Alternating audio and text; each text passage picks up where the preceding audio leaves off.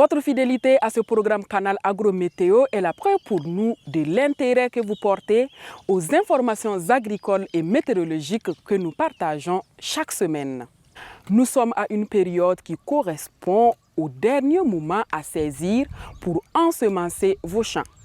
Vous le savez déjà, l'espoir d'une bonne moisson repose aussi en grande partie sur la qualité et l'utilisation des semis. Et justement, votre émission a choisi d'en parler. Quel choix de semences opérer en fonction de l'état d'avancement de la campagne? Variétés hâtives ou semi-hâtives pour quelle spéculation? Quel temps propice de semis? Vous aurez les réponses à toutes ces questions en première partie de votre émission et en seconde partie des informations sur la météo pour la semaine à venir. Pour commencer, amis agricoles, rendez-vous à Bitou dans le centre-est du Burkina Faso pour parler de semis.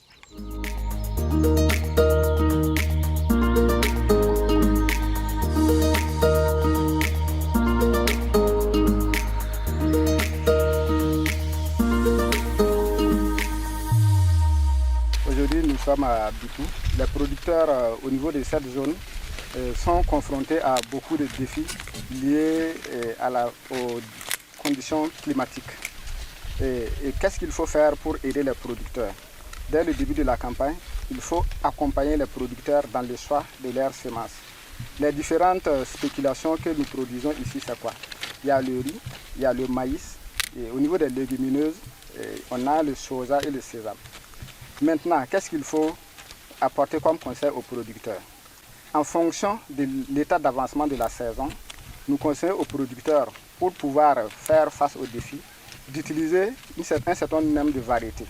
Et parmi ces variétés à Bitou, vu l'état d'avancement de la campagne cette année, nous leur conseillons d'utiliser des variétés hâtives ou, pour certains cas, des variétés semi-hâtives. Et pour ce qui est du maïs, les variétés hâtives sont entre autres le Barca et le Wari. Ces variétés ont un cycle de 80 jours et c'est des variétés qui sont résistantes à la sécheresse.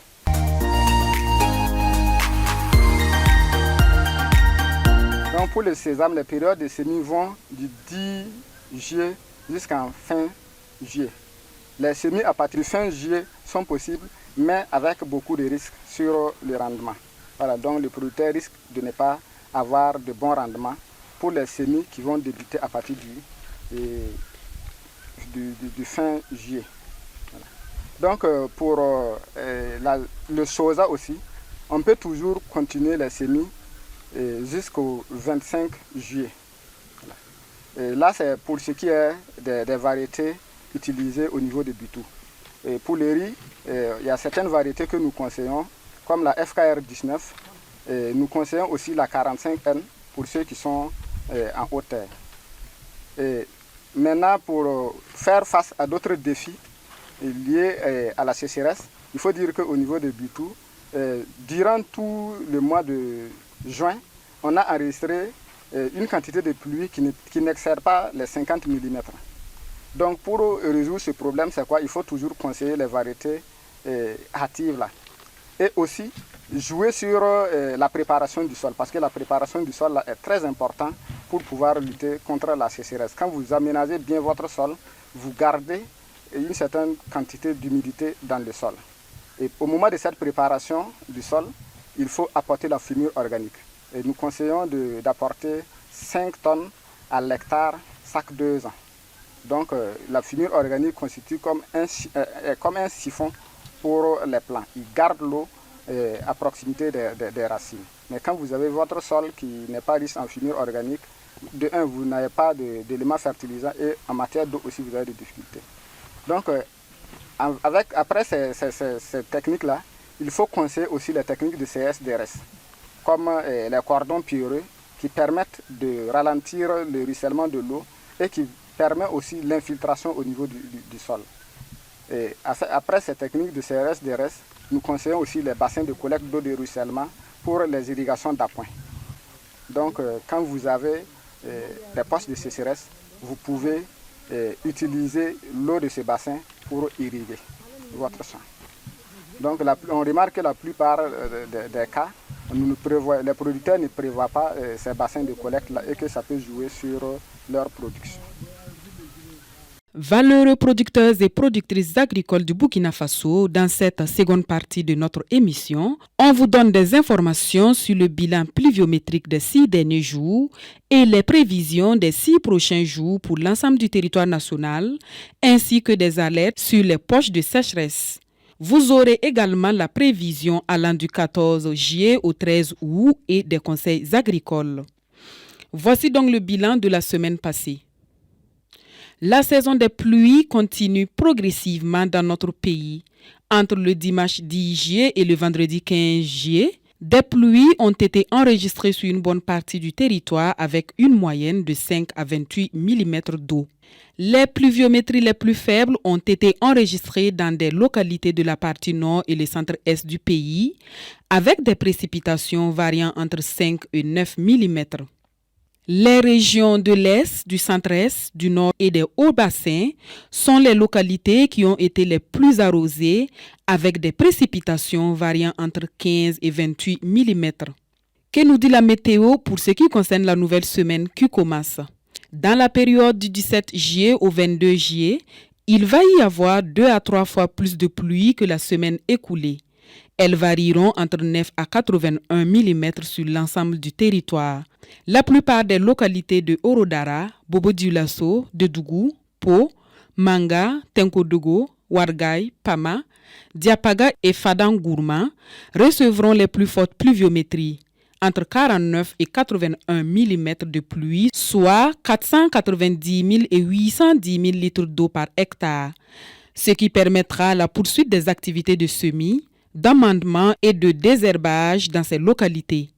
Les détails sur les quantités de pluie peuvent être retrouvés sur la carte et sont mis à jour sur l'application de Plant Village Nourou que vous pourrez télécharger sur Play Store.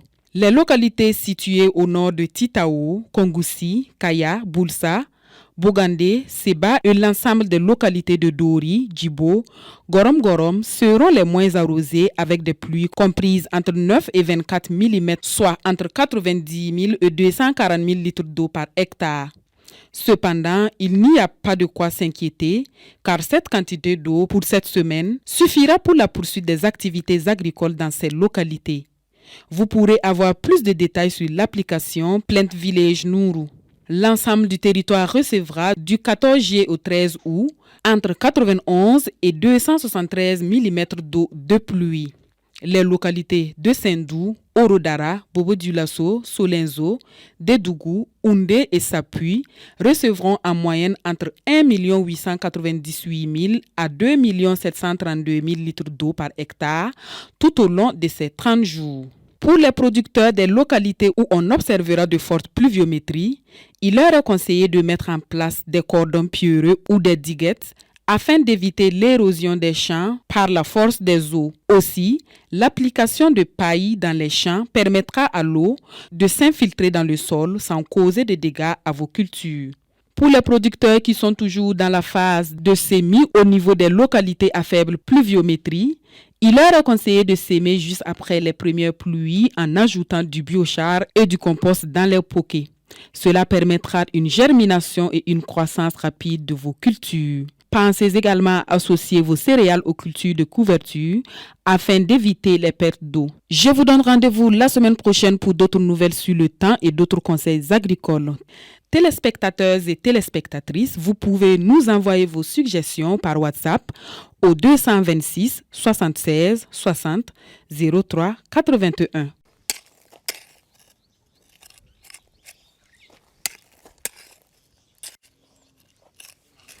Que de bonnes nouvelles en perspective cette semaine pour vous, producteurs et productrices. L'air météo s'annonce clémente et voici définitivement lever vos préoccupations sur les semences, variétés, qualité et mode d'emploi. Nous espérons que vous en avez pris de la graine. On se dit à bientôt.